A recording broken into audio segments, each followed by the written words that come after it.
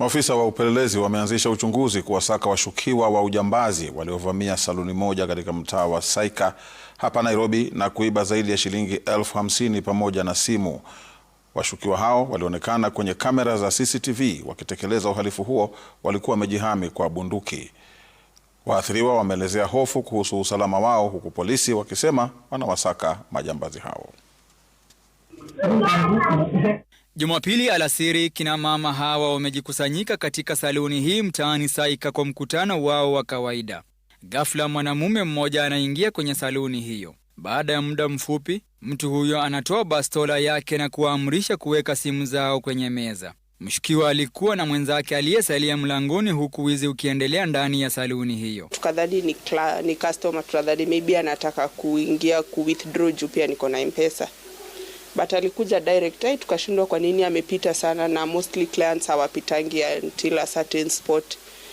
Mwenye sasa tulikaa tumemwangalia, akatoa gun, akaikok, akatuambia kila mtu anyamaze na aekele simu juu.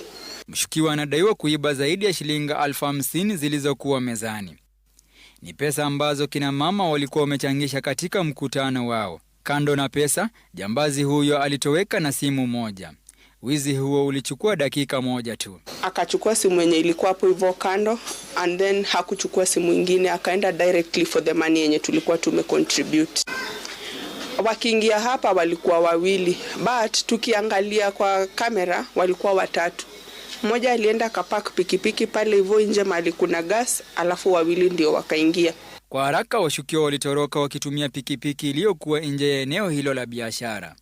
Kisa hiki ni cha hivi punde cha majambazi wenye bunduki kuonekana peupe wakiwavamia watu na kuwapora katika maeneo ya biashara. Polisi wamefika eneo hilo kutafuta taarifa kuhusu matukio hayo, uchunguzi ukiendelea. So tungetaka tu polisi kwanza watusaidie, juu hiyo ni pesa ya wamama. Hao watu hawana huruma. Aidha, wale wenye taarifa yoyote kuhusu tukio hilo wametakiwa kupiga ripoti kwa polisi. Tukio la hapa linachunguzwa na maafisa wa polisi wanaosema wanafuatilia ushahidi maalum utakaowasaidia kuwatia nguvuni washukiwa waliovamia eneo hili na kuiba mali siku ya Jumapili. Franklin Wala, runinga ya Citizen kutoka Kayole, Nairobi.